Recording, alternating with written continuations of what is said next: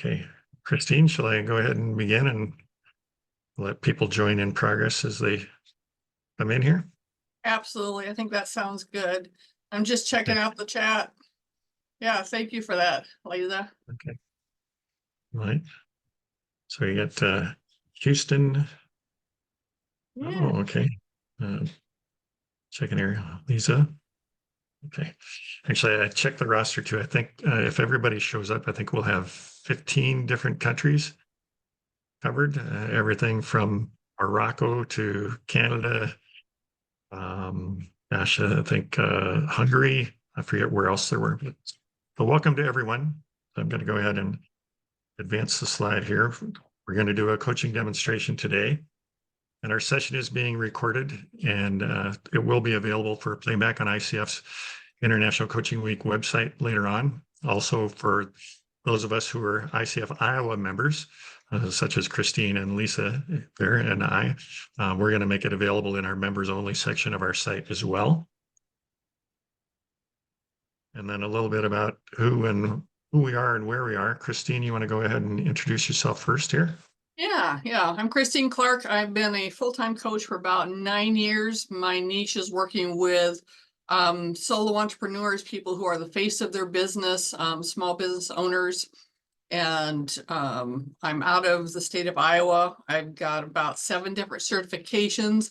I am not ICF International certified, but I have a lot of training and in-depth as a neurolinguistic transformational coach.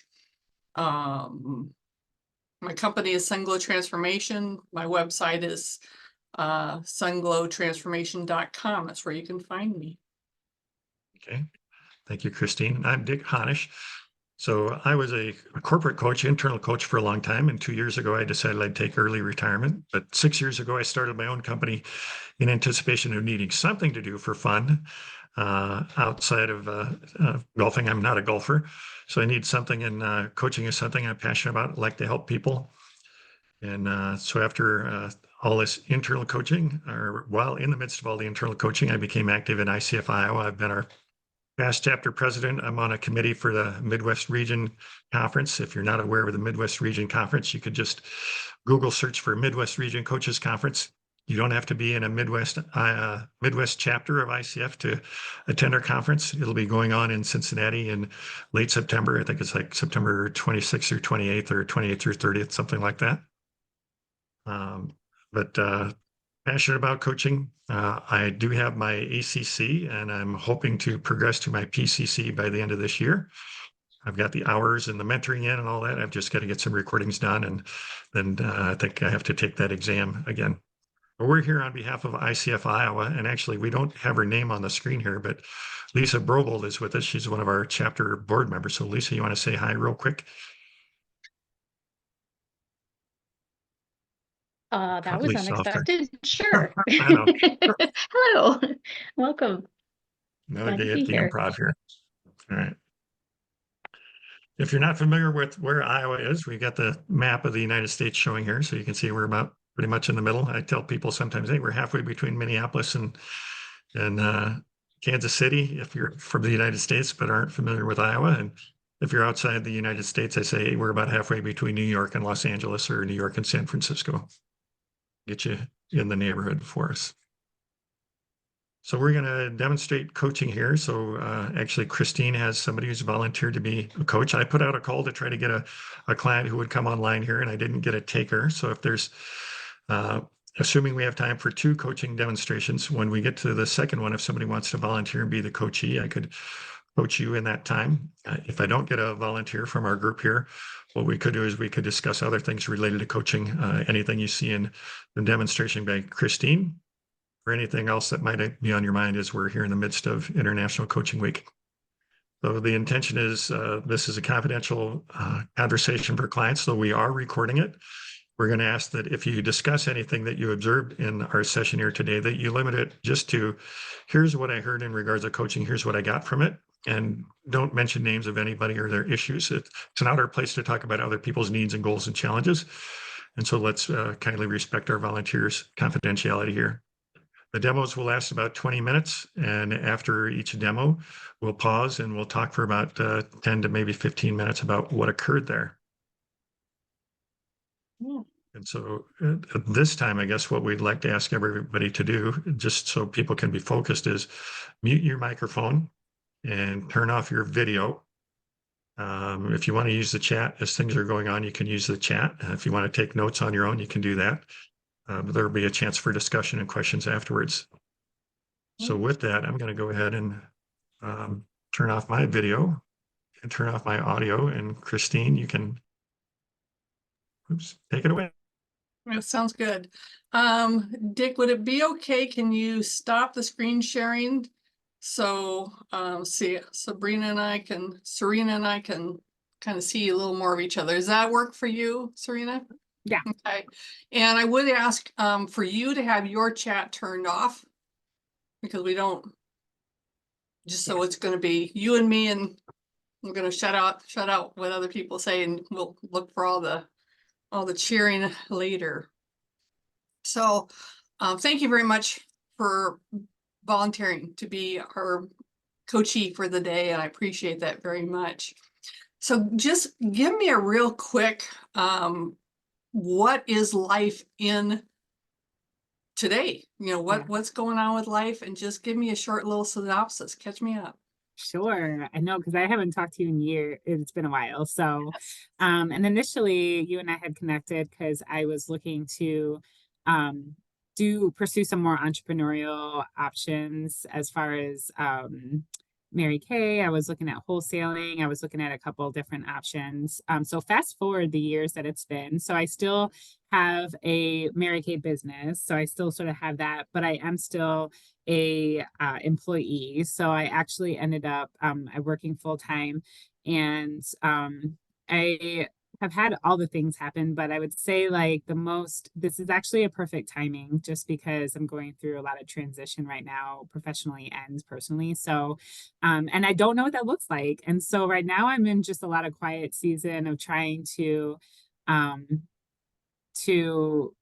just figure out. I feel like there's just a personal shift going on. So, I am now single. I'm renting a house with my dog in South Bend. And a cool thing was I ended up deciding to sell my house last year. I packed up all my stuff, I put it in storage, and I went to Italy and I worked there remotely for 11 weeks.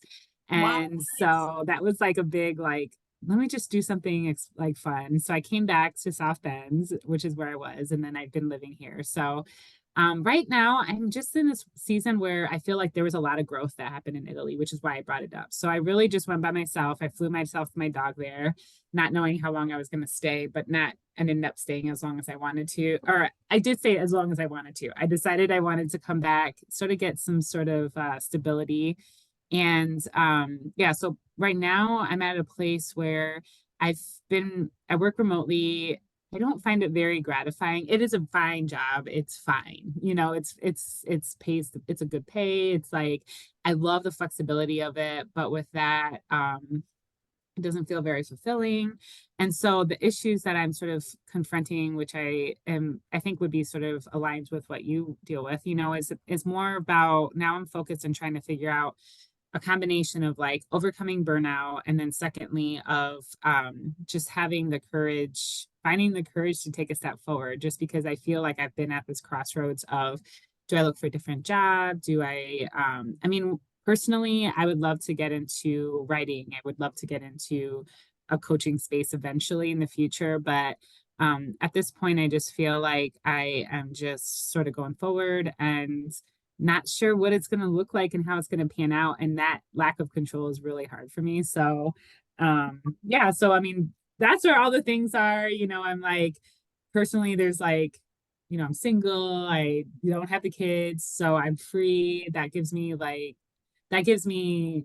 a lot of options, but I also get a little overwhelmed with a lot of options because I think, oh, this is good and this is good and this is good. So yeah, so at this point, very happy, very grateful for all of everything. My health is good, but I really would love to figure out, just like next, how do I, just sort of figuring out how do I move forward. And there's a couple ideas, but I just am nervous about taking steps and switching jobs, or, because I'm thinking, what if this is good, it's not bad, so it's sort of like, should I just be grateful and suck it up and go forward? But inside it's just not really like giving me an excitement, so I don't know. Thank you for all that. It's all that. Serena, no, thank you, because it does. I mean, you're in a beautiful spot where you have done some transitions. You've tried some things. You're kind of back in a place where things are more stable, and yet the fulfillment isn't there. And there are all these ideas, options, and that is just perfect. So thank you for bringing all of that. What is for you, of all the things that's kind of running through your head, tell me what has like the biggest energy on it? Which one shows up at night? Which one shows up when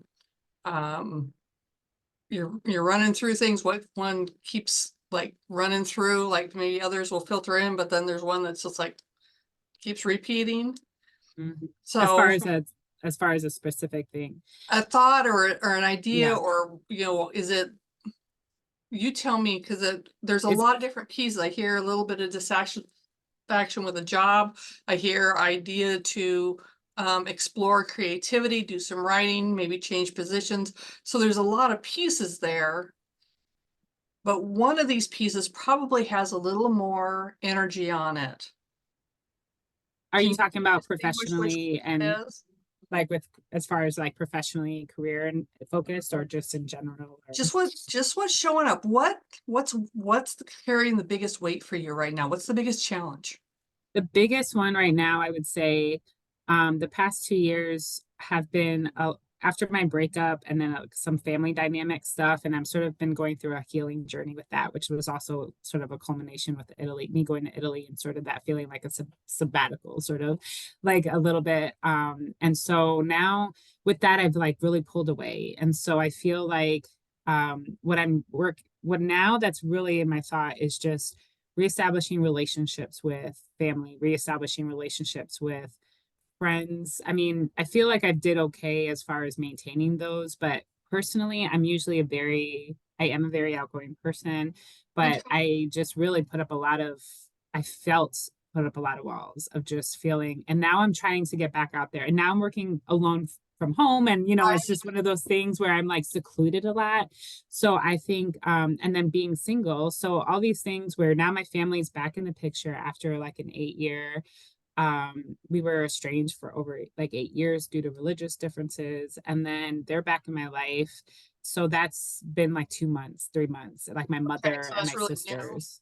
Okay. Yeah. And then also with being single, I've been really recently, I just feel like I do want to try to delve a little bit more into romantic relationships as well. So like with people and relationships where I do want it. But like yesterday I had an aha, and I realized, like with my mother, I've always wanted this relationship, but like I realized like I do push her away, because it's like I keep challenging her to push forward for me. So, but I'm assuming in her perspective, it feels like I'm pushing her away, so she just backs away when I really want that. And Okay. I feel like I see that. I'm going to back you up. There's an assumption. Yep. And until we can ask clear questions, part of the assumption of what the dynamic is there is what you've created. That's true. Yeah, do you understand that? Okay. Mhm. So may I coach you on that? Of course. Okay. So, what is your heart's desire for what the relationship with your mother would look like? You'd wave a magic wand and have everything fall into place. What do you want?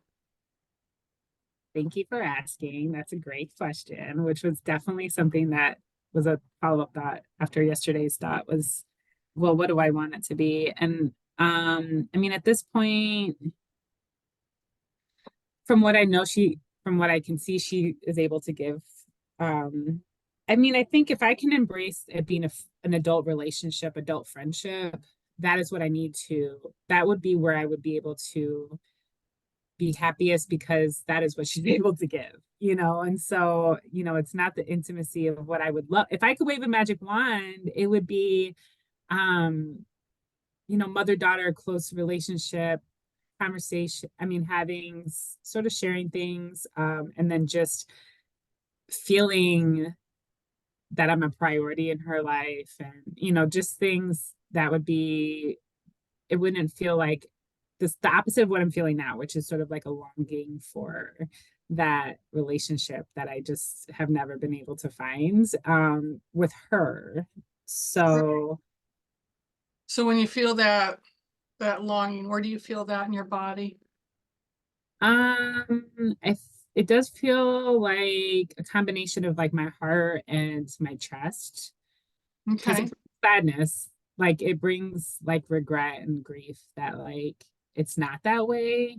Um, and then my brain comes in and says two things, like, one, that is not what she's capable of giving, and secondly, um the other side of that is, do you want a mother that's in all your business and doing all your thing? You have because of that, I am an independent person, and I do appreciate that. Like there's those like healthy, I don't know if they're healthy, but there was a wall. Now it's like I'm trying to build a fence and make it Mhm. more like not a boundary where it's, so with that, Yeah.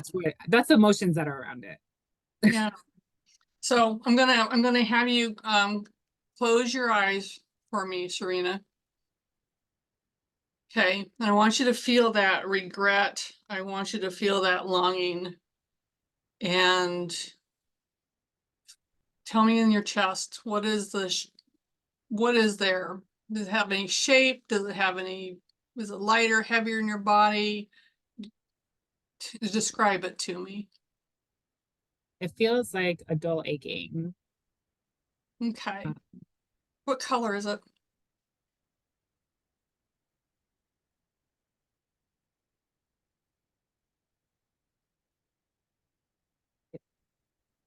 Gray. Gray. So dull aching gray. Yeah. That hotter or colder than your body?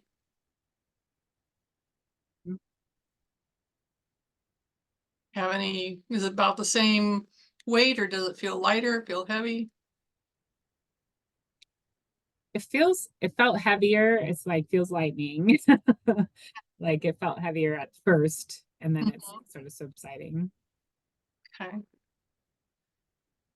So I want you to do now is just pretend that you are floating up through the ceiling, up through the roof, and up into the stratosphere. So you can look down and you can see your entire life laid out. And to the left is your past life, and to your right is your life you have not yet lived. And I want you to go back as far as you can into your past and see if you can source where you felt the same feeling before, where you had that gray, tight, that longing, that regret. If you can, as the earliest memory that just comes to you. Find it? Um, yeah. Okay. Describe to me what's going on there. Um, so I would say I don't remember a ton from my childhood, but there was a house when we were, I would think I was like six or seven, that I lived in when we lived in New York. And it was right before my parents got divorced. And it was just where they, from my earliest memory of them fighting the most. And I just keep having flashbacks to that house. And nothing like devastating happened there, but it was just a culmination of like a lot of sort of traumatic and emotional things. And I feel like the way that I dealt with a lot of those was just to sort of be in my room and try to like be good and you know, I've dug into this the past couple of years, so I mean, I have a lot of insights about it. But point being that, yeah, because it was 16-year-old parents with like a bunch of kids running around, and it was like, you know, me trying to get attention, and I think, yeah, I'm sure it probably stems to that area, you know, especially. So Right. Well, I appreciate your honesty and your transparency with that. So thank you for that. And I want you to go back to an earlier memory when you were happy.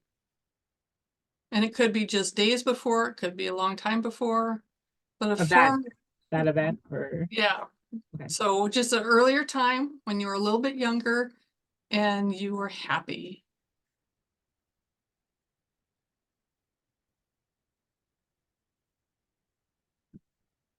Can you find that? Yeah, I feel like I don't remember a bunch from before that time period. But around that same time period, I also have like good feeling, like good memories of like playing outside with my cousin and stuff. Okay. So I Yeah. want you to picture having fun with your cousins, playing, having a good time.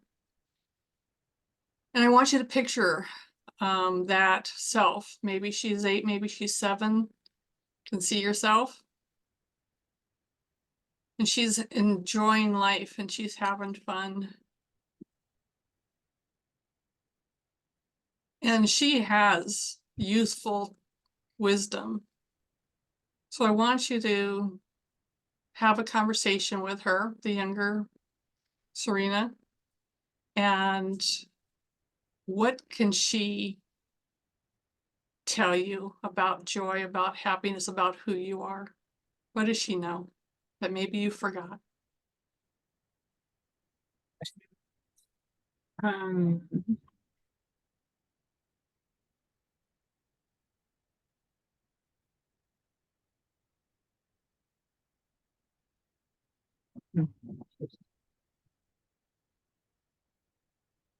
it's hard to like to accept from that. For me, it's hard to like accept that because I have such a filter of like everything I went through, you know, like from the other side. So, you know, Well, because is there something that she wants to ask you? Is there a question that she would like to know, something that you know now that maybe she didn't know? Can you tell her? Does she have a question for you? yeah.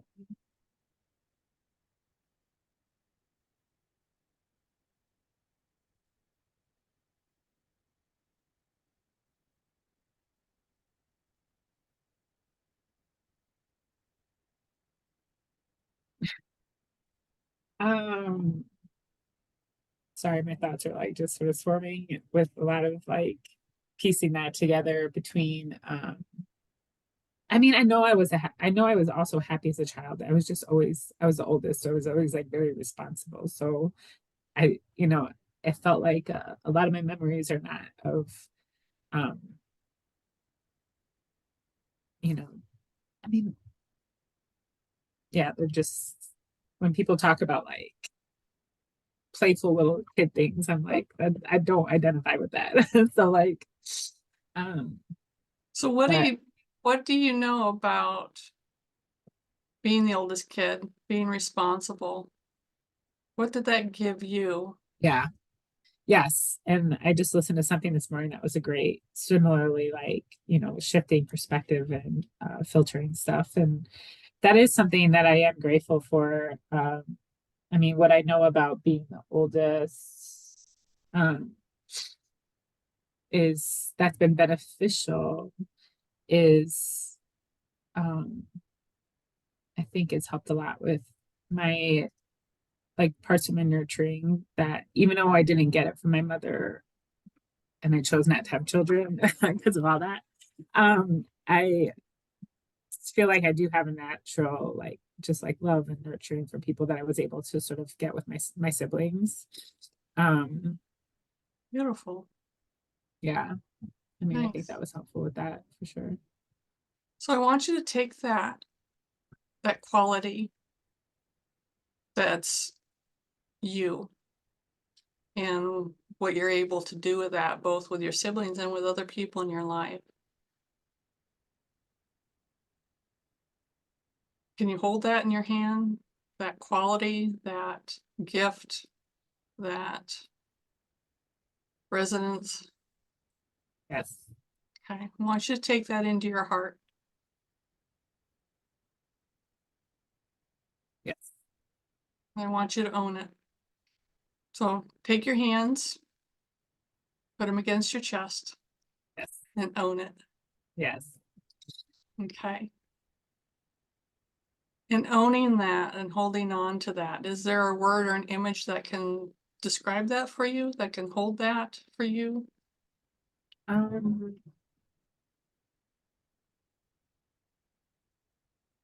Maybe like I want to say like comforter.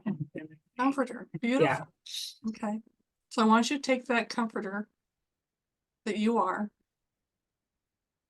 and take it to that time and place where it was a little unstable and a little bit of longing, a little bit of regret. And just wrap that around that and just realize you are the comforter. And all that that can imbue and own. And I want you to bring that with you through your life experiences. Right back to today, where you can own it and hold it and claim it. You are the comforter. And that does so much, both for yourself or for the people around you and the people that you are building relationship with.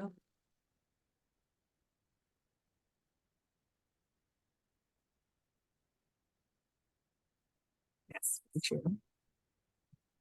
And owning that, tell me what's possible for you in building the relationship with your mom. You show up as who you are. Yes.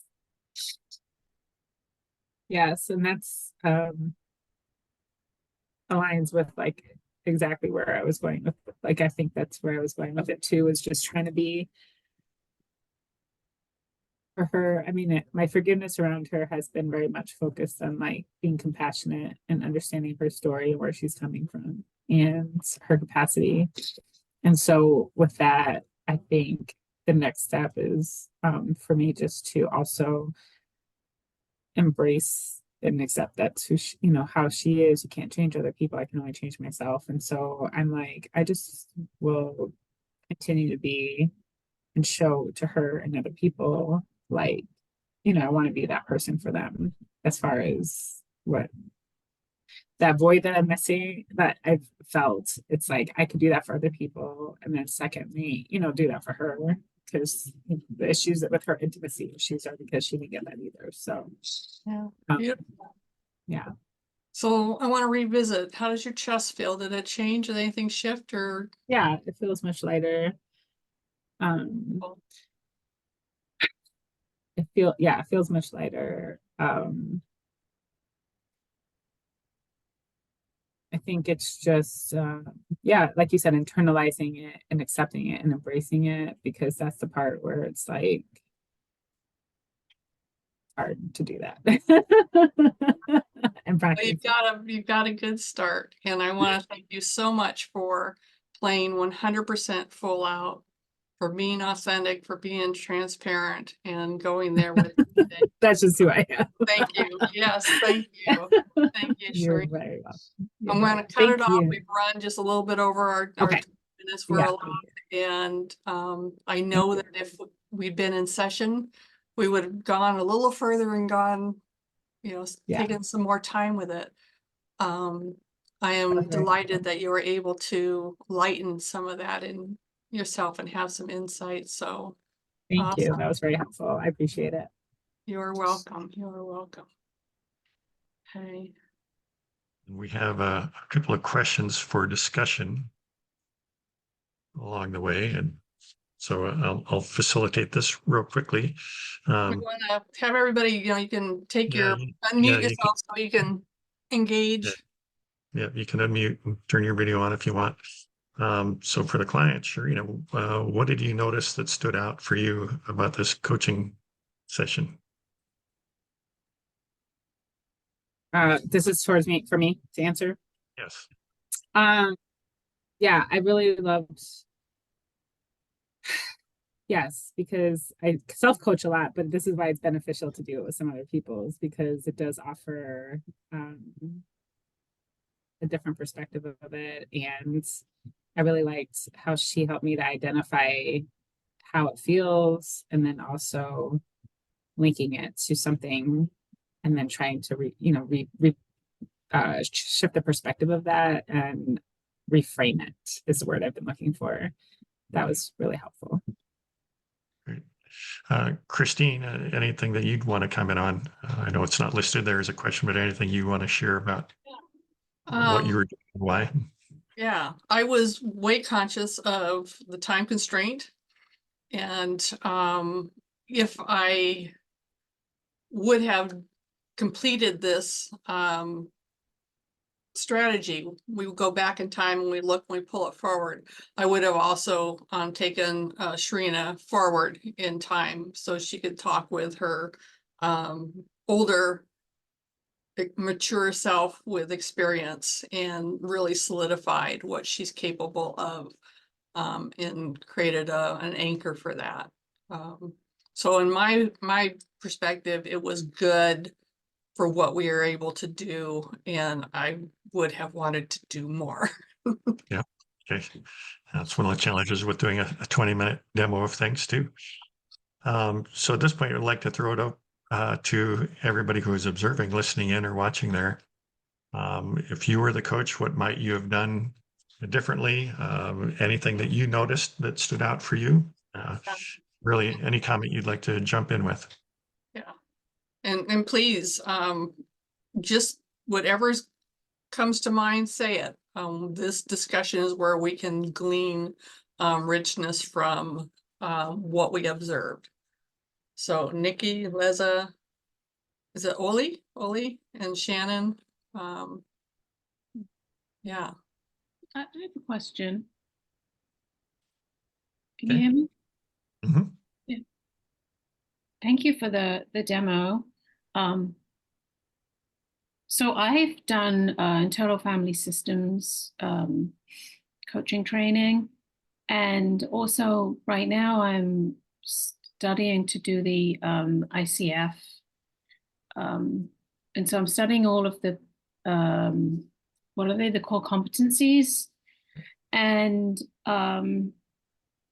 I found what the kind of coaching you did, Christine, to be kind of similar to IFS, because you go into the body and you go into the past.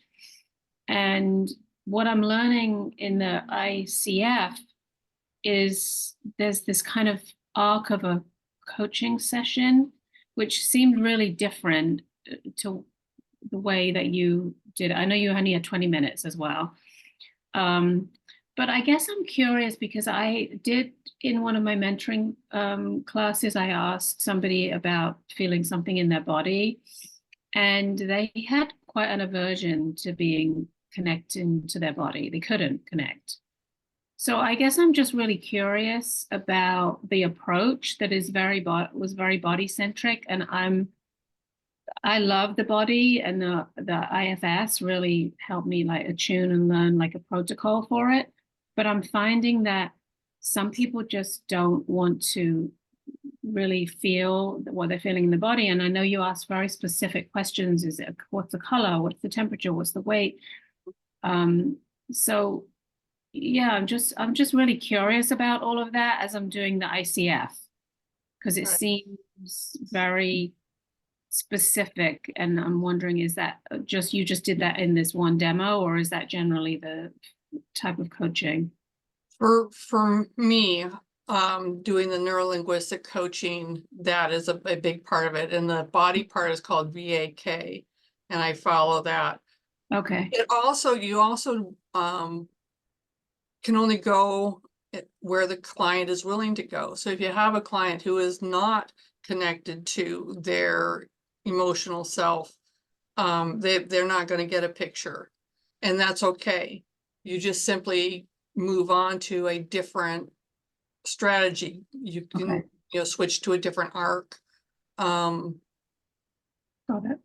Yeah, and what I believe is no strategy survives contact with a client. It's just, it's not, nothing ever will go in a straight line.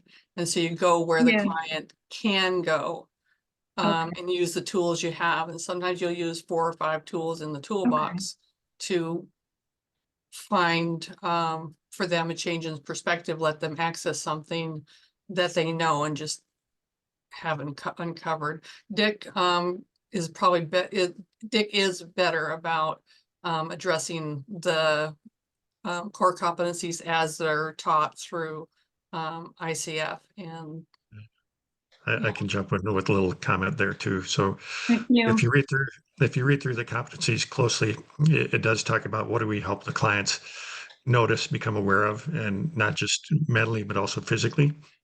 And a lot of people do experience things in their body and they notice it, but some people, they've not been trained to do that. They don't have that body awareness. There can be benefit in exploring that, asking them if they want to go that route. I'll give an example from my personal life too. As a coach, I would often ask people near the end of sessions or during sessions, so what's going on in your mind? And what are you thinking about? What's ticking through that brain? And from working with a mentor coach, I realized, not everybody lives in their brain as much as I seem to live in mine. But I got to a point in my life where actually I had this electric energy that would extend from my ankles to about the tops of my thighs, and it would never go away. I was seeing MDs; they couldn't figure out anything wrong and all that. They finally sent me to a therapist, and we went through things, and it centered a little bit on the body. I had not heard about Reiki. Somebody did a Reiki session for me that was immensely powerful. But I had to be willing to say, well, I'm stuck here. I really feel miserable. I need something else. So as a client, I was willing to go a different route. That therapist I worked with, she didn't do a ton with the body, but she did ask me to notice, okay, where do I feel tension? When I talk about things that were weighing on me, where does that go? And it really was my legs. And over the space of about 2 months or so after discovering that, continuing to work on that electrical energy in my legs went away, and it has never come back. But what helped with that was she introduced me to 3 simple statements to use with people. So kind of connect my mind and my body to recognize that my body felt better if I could tell people, here's what I think, here's what I feel, here's what I need. So that therapist actually said to me, if you don't tell people what you think, what you feel, what you need, they will help you only by chance. If you can tell them what you think, feel, and need, they might come to your aid. Not everybody wants to help you with everything, but it gave me permission. Actually, I have a work bag just off camera. I have a little index card, a little speech card with those phrases written on it. I've been carrying it around for about 10 or 12 years. And so anyway, it helped me be aware of my breathing changes, tension in my body changes. So sometimes as coaches, it might benefit us to explore that a little bit and see if they do notice something. Nikki, is that helpful? Yeah, no, it's super helpful. I mean, I love it, and I do believe in the power of mind and body.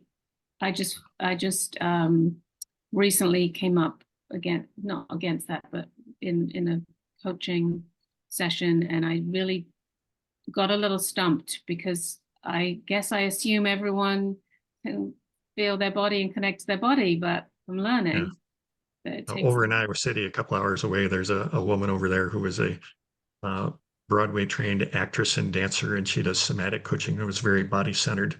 I've heard of a book that I've not read myself, a book that is called The Body Keeps Score. Yeah. The Body Keeps Yeah, Score. that's So it. Yeah. if you're curious to know more, you might look for that and see what you can find out about somatic coaching and techniques Yeah. in that realm. Thank you. Are there other questions from people out there? I don't have a question, but I would like to jump into just with a really brief aside there. Nikki, I love the fact that you brought up, some people are challenged by identifying those things.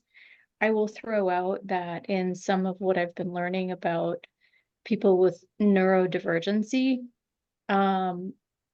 not specific to feeling things in the body, but more along the lines of visualizing. There are people who can't visualize things either.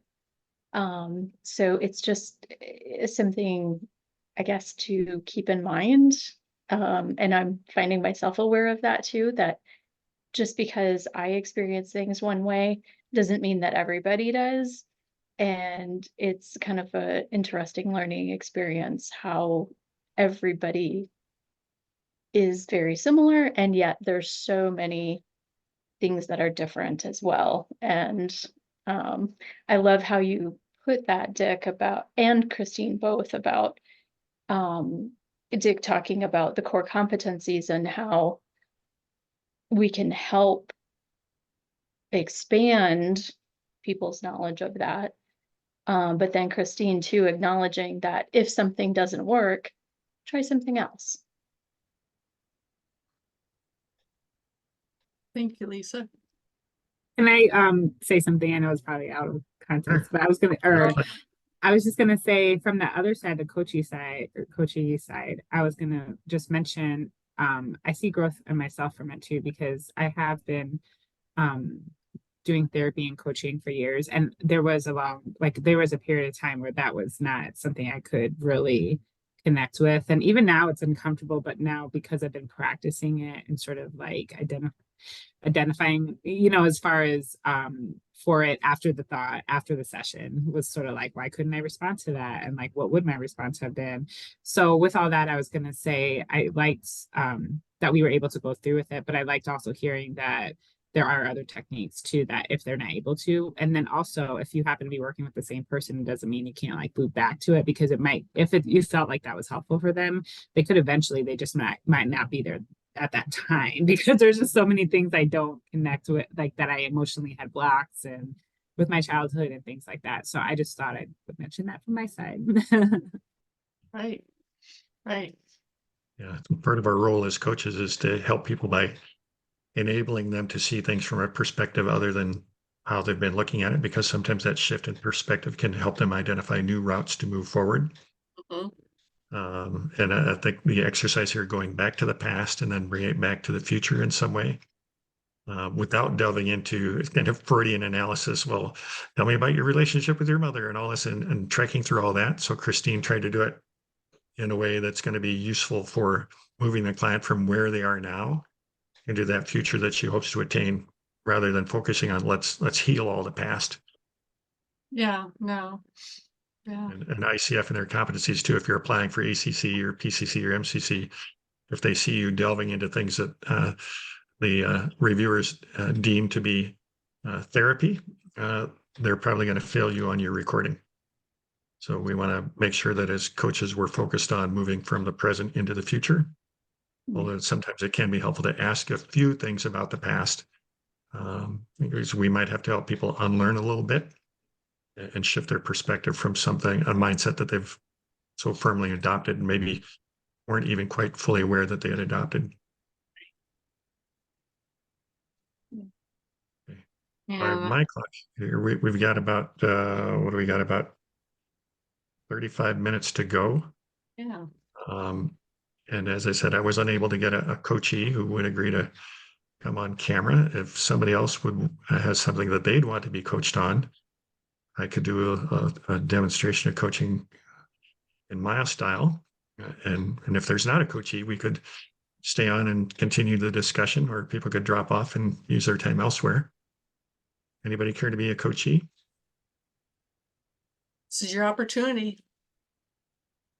Let's see, Lisa, is that how you pronounce it, Lisa? It is, Lisa. I do not care to be a coachee. However, I did, in fact, have a question. Okay. Just wanted to make that clear. All right. Yeah. Thanks for clarifying. Yes, absolutely. So, let me lower my hand. So, Christine, at the beginning of the session, I was just curious. The client said something to the effect, like she was telling you what she was thinking about, right? And kind of in the middle of her discussion, you interjected and you said what you're experiencing is this, and then you named it, and then kind of turned the conversation into I don't know, like a more focused conversation. Maybe that's the way to say it. So I'm not 100% sure. Is that because of time, or is that something that you would normally do? Can you talk a little bit about that? Do you know what I'm referring to? Absolutely, yeah. There is a point, and I feel it energetically. I think today I was aware of the time constraint. There is a point where the client continues to talk, and I can choose to let them continue to talk, but we're not reaching we're not moving forward, we're not grabbing onto something that we can work with. And my primary goal is to move the client forward in some way.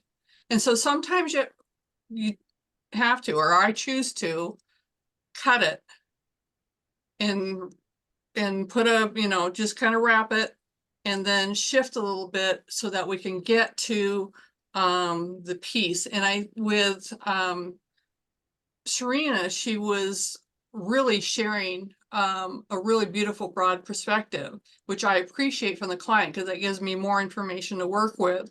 And there are too many pieces there to work with all in one session. So let's pick one. So that's what was happening there. Does that make sense? Yeah, absolutely. I agree, right? Like sometimes your the client like is going on, and I just wanted, and when I initially went through training, which was just a couple of years ago, they kind of cautioned us not to, interject, not to interrupt, but you did it, and you did it flawlessly, right? And you were able to like redirect to get where, to get to what Sharina wanted to focus on. And so I just wanted a little clarification. So I appreciate that. And Sharina and I have a past. She was a client many years ago. And so there's a comfort level there. If I was with somebody I did not know was a first client or a new client, I might have just said, okay, I want you to just stop, breathe. Okay, tell me, what can we work, how can I support you today? Something more like that. I feel very comfortable with her that I could say, yeah, I get this part now. Yeah. So to tie that back to ICF competencies too, actually, I was working with a mentor coaching client this morning, and we were just going through, and I've got some information about, here's the thing, and you can find this actually out on ICF's site, the minimum standards for ACC, and she's going for her ACC. And the wording kind of struck me. It says, the coach must let the client control the agenda at least some of the time. And I thought, well, that's pretty vague, at least some of the time. So is that once? Is it 5 minutes in a 20-minute conversation? How long is it? They don't really define that. But in Christine's demo here, I know Christine had the time constraint. So I think Christine was going in the view of, we want to get to something substantive here. And so I'm going to push the agenda a little bit. I have noticed from working with master certified coaches myself too, that some of them are very good at asking me what's the agenda that I want to pursue, but then they kind of strongly guide it and say, okay, this is what you want to get from the conversation today. So tell me what you've tried so far. And they'll say, let's be laser focused, let's be fast. And so I'm going to ask you to be brief in your answers. And so I would try to match what they're asking there, because I realize they're trying to maximize the time. So as coaches, we might need to communicate that to people. And they said, well, if the client is drifting too much, going off into things that seem to be going down a rabbit hole that isn't helpful, you might say, okay, it seems like we've gotten onto a sidetrack here. Is that the issue you want to discuss? Or do we need to bring it back to this thing that you told me you wanted? We might have to recontract. So, but yeah, that letting the client create the agenda or co-create the agenda. What do you want to talk about? What do you want to get from the conversation? Those are critical to demonstrating your ICF competencies from ACC level on up.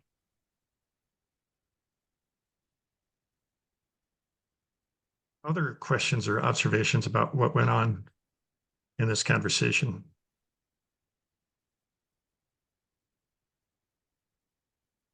I wanted to touch on one of the things that Sharina shared in the post debrief questions was we are always making an impact with our clients. And simply having a coaching conversation opens new thoughts, new ideas, and moves people forward. And I think Dick confirmed that sometimes people don't come back or step into coaching until a later time. It's important to remember that as a coach and what you're doing is valuable, and you are moving people forward, and you're changing lives in positive ways that you may never get to find out about. But because of a conversation you had, they were able to shift or change something, follow a different thread. And you might, like I said, they may come back a couple of years later and want coaching, or you may run into them at some point and it's like, they'll tell you the impact that you had that you didn't know you had. So trust what you do. Trust this work that you've chosen and what it's capable of.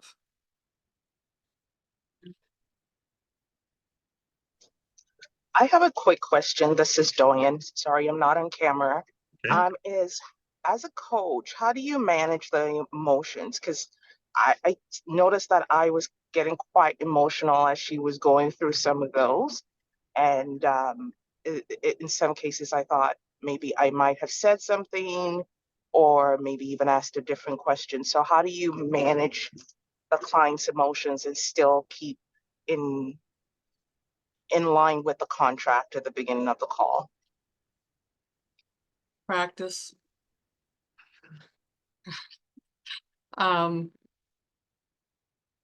It's easier over time. More people who I deal with. I've been doing this for 9 years, and there is a level of engagement and openness and empathy, and I can hold the space without being immersed in the emotion. And there are still times where, depending on what somebody's sharing, it gets you, and it's just breathe through it. Stand strong. From my point of view, emotions sometimes just require more silence from us. We might need to let the client sit in that emotion. Sometimes it can also be beneficial to ask about the emotions. From some coach somewhere along the line, I learned that people often feel multiple emotions at one time. But if you ask them, how do you feel about the situation? They might say something like, well, I'm confused. And we might take that as the only emotion that's going on in them. But if we ask, okay, so what else might you be feeling? Well, I might feel frustrated. I might feel angry. I might feel lost. It might be different things that I feel. And each of those emotions, while they're tied to the same issue, there might be a different resolution for it in some way. If I'm feeling confused, okay, so you feel confused. What are you lacking clarity about? Well, I might need clarity about this or the other thing. Okay, how might you achieve clarity? Well, I might need to talk to somebody. I might need to read something. Might need to do something else. Oh, okay, what else are you feeling? Well, I'm feeling angry. Okay, what are you feeling angry about? Well, I feel like somebody's being unfair to me. They're hurting me in some way. Okay, what might be helpful to address that anger? Who do you need to talk to? What needs to change? Can you do it? Will you do it? Do you know how to do it? There's all kinds of things you could go to. But so to sum up again, sometimes just wait through those emotions, be silent, be empathetic, say, wow, that sounds like a really tough spot to be in. Or I've been in that spot. I know what that's like. I don't have your exact situation, but I can relate to what you're doing. Acknowledging that helps build rapport, helps build trust. Silence can sometimes help the client get to the spot where they will talk again about what's going on. They might just need to compose themselves for a couple of moments. And then you can go on. And that's the hard part for coaching too. We want to make sure every call is a good result, a good outcome. Hey, you identified the topic and we helped you find a solution, and off you go. The reality is sometimes we just hit clients a little bit farther down the road and they have to stop and rest. And we'll have to pick up that conversation in the next phone call or the next Zoom call along the way. Thank you. That was very helpful. You're welcome. I wish I knew who it was, that coach that told me, hey, sometimes people feel multiple emotions at once. I don't Right. recall. I could add in one other thing there too. We talked about the body along the way and what are the clients feeling. Several years ago, I went to one of the ICF Converge events, and there was a coach there who talked about our posture as coaches. And I thought, what the hell is that? What is coaching posture? And she had us do an exercise, and she said, imagine the client that you've had that is the most challenging for you to work with in some way, shape, or form. Maybe they frustrate you. Maybe they don't make progress the way that you think that they should. Maybe you're having a hard time getting them to open up, something like that. So think about that person and get that in mind. And so everybody, we were in groups of two, everybody identified their client. And she said, now I want you to adopt a physical posture that mimics what you feel when you're working with that client. And in my case, I thought, oh, I know exactly the way I feel. And so my partner said, okay, so what do you feel? I said, I go to college football games for my alma mater, just a few miles up the road. And the team would be on the verge of being really good, but they would just not quite make the play to get the ball down the field and score the touchdown, or, the field goal try might bounce off the upright. It's like, maddening. So I said, I'm on the edge of my seat and my fists are clenched. It's like, come on. And I said, I feel like I want to go down there on the field and help them carry the damn ball across the goal line. It can't be that hard, right? And the client that I had at that time, who was so frustrating for me, she could identify, these are the actions that I could take that would move myself forward.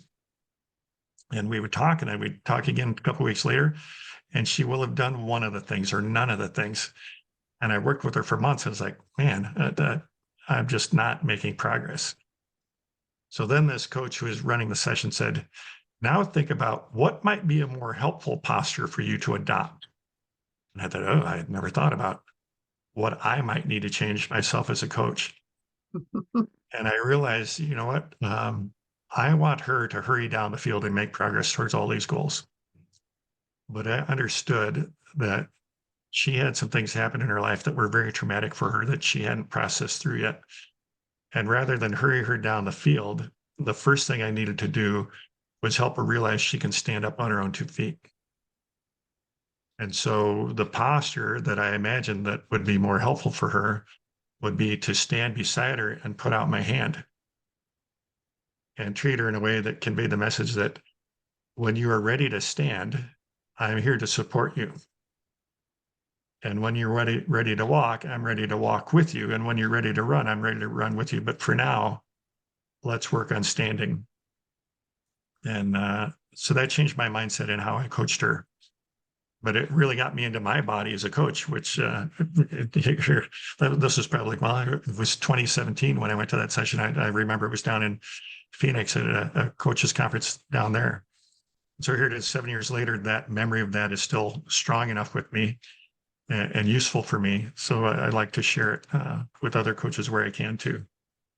I'm curious reactions from others on thinking about coaching posture and what might help you. How are you in your body as a coach? I love that actually. Right now I'm doing a neuroscience of change through Coaches Rising. And they did teach us about posture. And even as we're working with our clients and they're going through, maybe they are having like some difficult emotions, or they're talking about aspects that are challenging for them, you can help them notice what their body posture might be in that time, and then help them shift into a time where they're more resilient or more optimistic or positive. And what is that body posture? How is it different? So that then they can start to recognize when they're in like maybe a closed pose, and to be able to shift their mindset, they can shift their posture. Okay. So thanks, Nikki. That was related really well. Thank you. Cool. And I think from what you shared, Dick, is we as coaches are coaching others, but we still want to have coaching ourselves. We have to look at what are we bringing to the table? How are we bringing it to the table? What do we need to share? You know, what do we need to change? And back to the question about the emotions. If I'm with a client and whatever they're sharing really gets me and hits me emotionally, that I'm struggling to maintain my composure, chances are that's probably something I need to work on.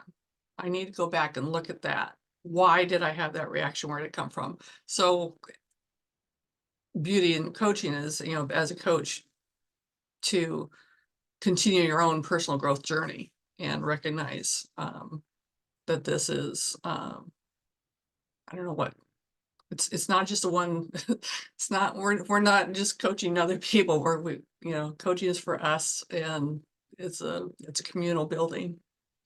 Christine, a few minutes ago, you mentioned that we have an impact on our clients, maybe immediately, maybe longer term. And I think we need to remember too that our clients have an impact on us. Absolutely. They become part of our learning, part of our stories. Might be ways that we can help other clients as well, because we learn if we're being attentive and reflecting. I've not been a participant in an ongoing coaching supervision group yet, but I've had the opportunity to participate a couple times on the periphery, and I found it immensely helpful to think about, oh, maybe I do need some coaching supervision.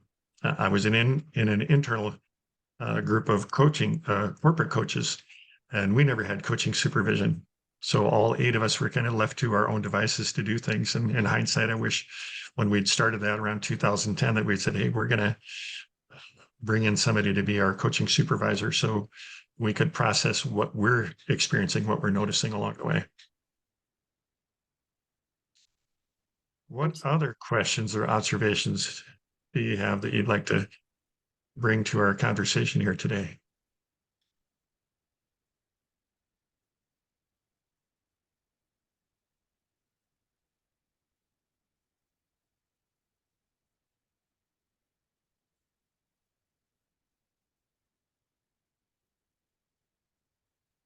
No other questions?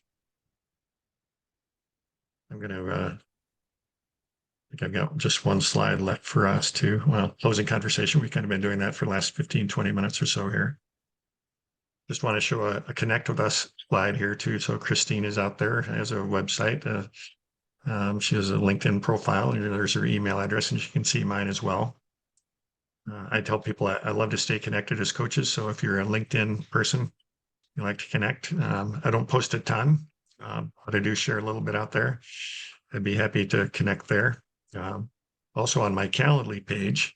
Actually, oh, I guess I didn't put in my scheduling link there. I should have done that. But if you go out to the awareandwilling.com, my company website, you can find a Calendly page. And I offer opportunities for people to talk, just consult for free. I even have something that's called the 8-minute phone call. About a year and a half or so ago, the New York Times ran an article from somebody who decided, I want to keep in touch with certain people in my life that I seem to lose track of. And so she decided, I'm going to ask people if they can join me for an 8-minute phone call. And I thought, I'm one of those people. I am still friends with people I knew in first grade, people I met in college. I keep people connected. And so if you want to connect with me and just chat sometime about what's going on, I have people that I've never met in person that schedule an 8-minute phone call with me. And I'm available Mondays, Tuesdays through noon on Wednesday because I'm semi-retired.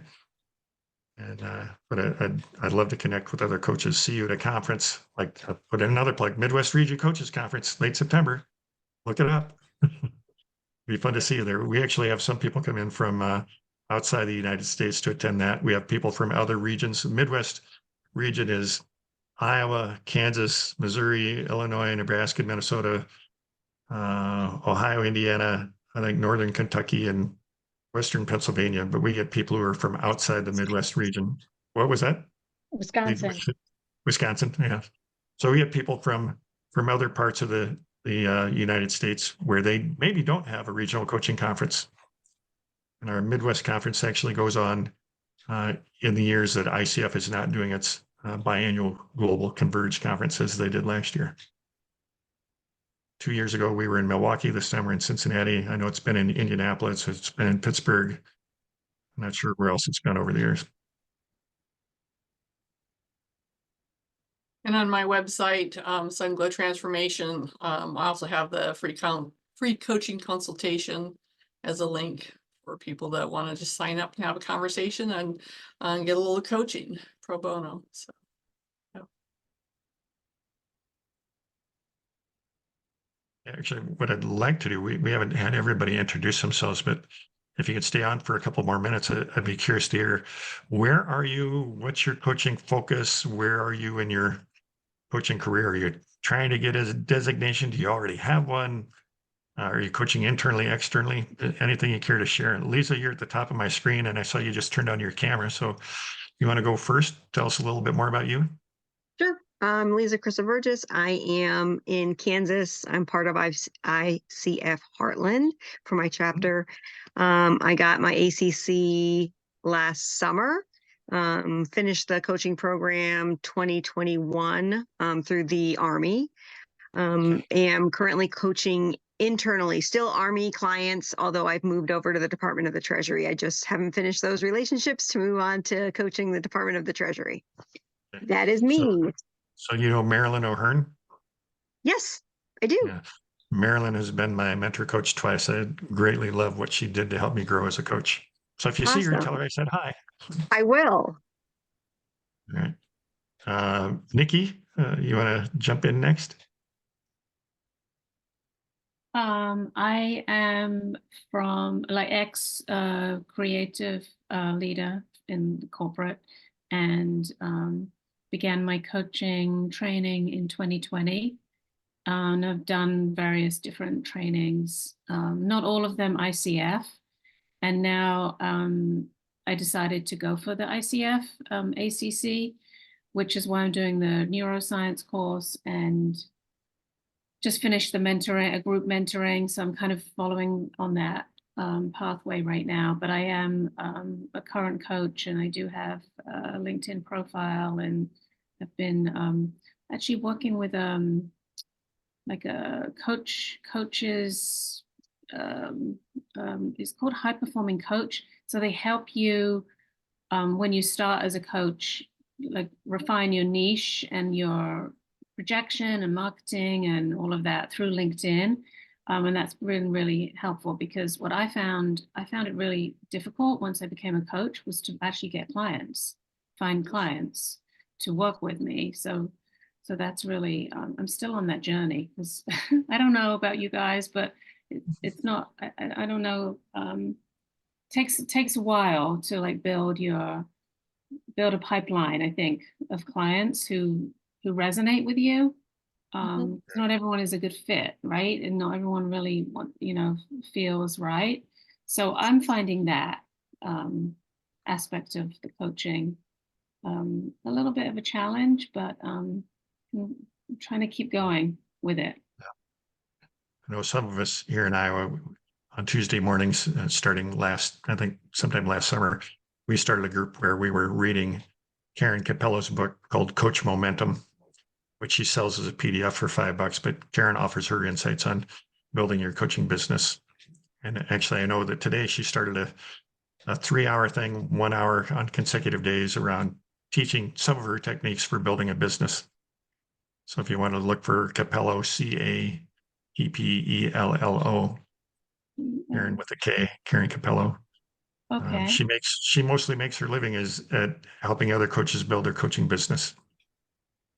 Yeah, I noticed that's like happening a lot more now, but that's really helpful. Thank you. Appreciate that. And then is it Doyen? Is that the name? Yes, it is. Yes, it is. Okay. Hi, everyone. So, like I said, from Houston, Texas, I started my coaching journey about 6 years ago, and just got my team coaching certification earlier this year.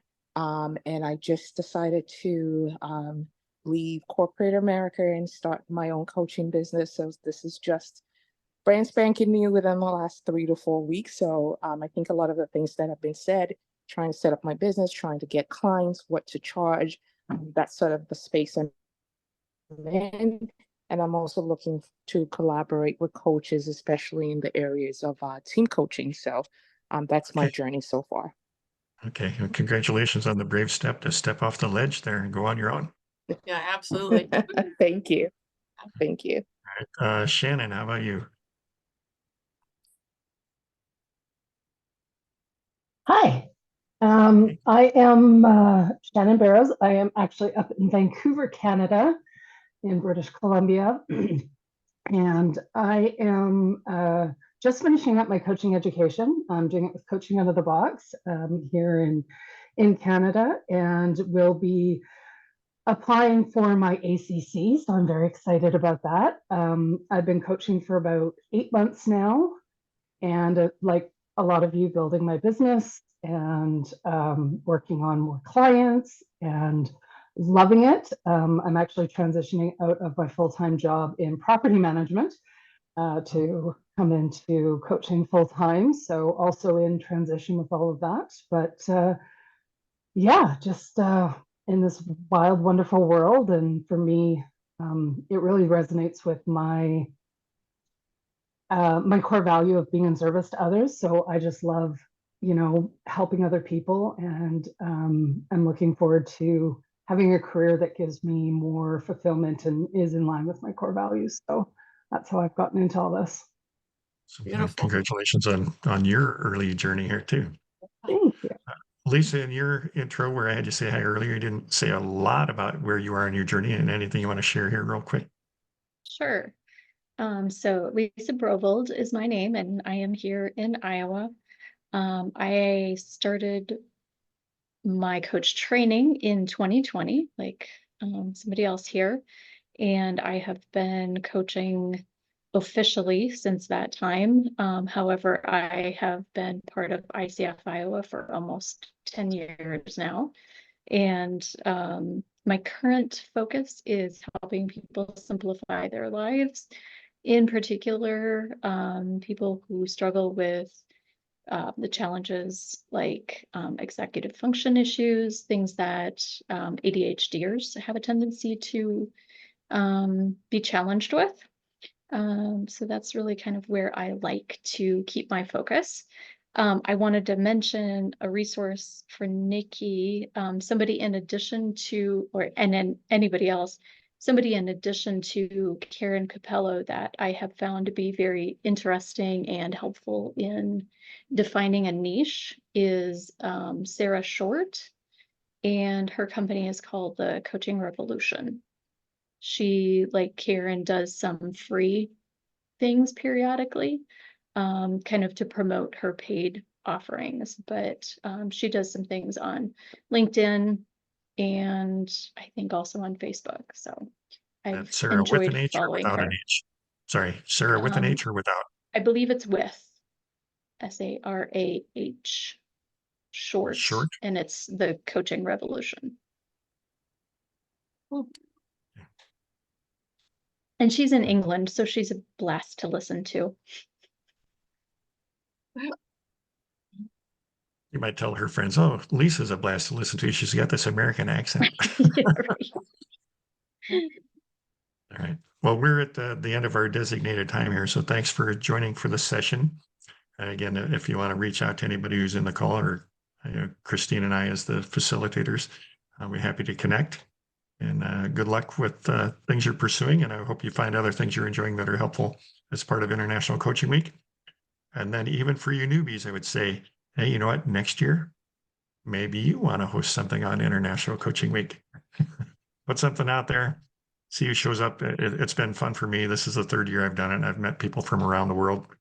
And it's great to remember, hey, we're all connected to something bigger than that neighborhood that we're living in. Absolutely. Thank you all for showing up Thanks, everyone. and engaging. So it was wonderful. Bye. Bye, everyone. Thanks, Chris and Christine.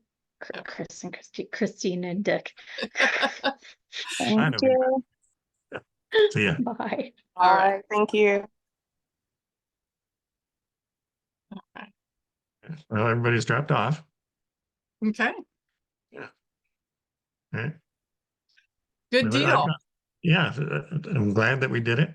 I kind of wish more of the people who'd signed up had showed up, but oh well. Yeah. Still, hey, we got something on the map for ICF Iowa. So thanks for your time to help do this and for having somebody lined up to be the coachee too. It was, I think, a good experience for people and good discussion after the coaching as well too. It was.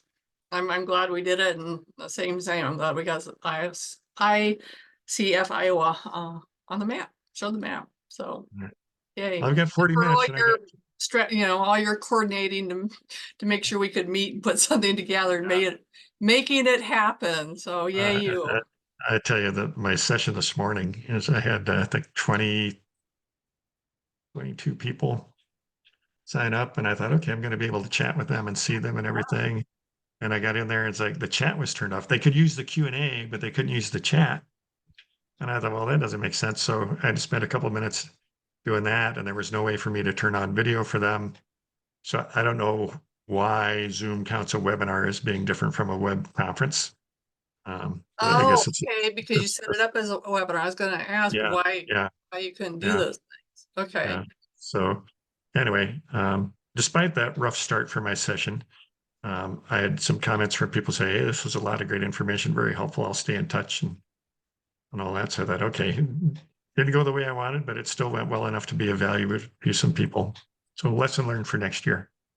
Absolutely. You have one-on-one sessions that you're doing yet too? Yep. I had one yesterday. He didn't show up, but we're in email communication. We're rescheduling. And then I've got one in about a half hour at the top of the hour at 4 o'clock. I've got the next one. And then tomorrow is one of my trainings. So yeah, I'm doing 2 trainings, and I'll have 5 one-on-one coaching sessions all total by the end of the week. I was going to have 3 yesterday, and then on Friday I learned that my kids were not only coming home for Mother's Day, they were going to stay through 1 o'clock on Monday. Yeah. And so actually, yeah, I guess, yeah, my last session would have ended about the time that they left. So I decided, well, they're coming down here. I want to see them. So I contacted my 3 coachees and I said, I've had something unexpected come up. I need to be elsewhere. But I want to honor the offer to provide coaching. So here's my scheduling link, and you can schedule something either in International Coaching Week or the week after. I was supposed to have 2 this morning. I had one of the other ones. She's a biomedical person. She had something come up where she couldn't keep the meeting, and so she's going to reschedule. But I asked her to drop her enrollment so somebody else could claim the spot, but she didn't claim the spot. But I've got 3 of them tomorrow morning between 9 and noon, so it'll be fun. It'll be awesome. Yeah. Well, good luck with your remaining things. What's your other topic? What are you doing again? I'm doing the 5 essential questions. It's just the stair-step questions that I use. Okay. It's great for self-coaching. It's great for walking people through coffees or part of your Okay. pro bono coaching session. Awesome. Yeah. All right. Well, good luck. Thank you. You See you- too. Probably see you next Monday morning, right? Yep. We'll get a recap. Tell all the Yeah. wonderfulnesses. All right. See ya. See you, Dick.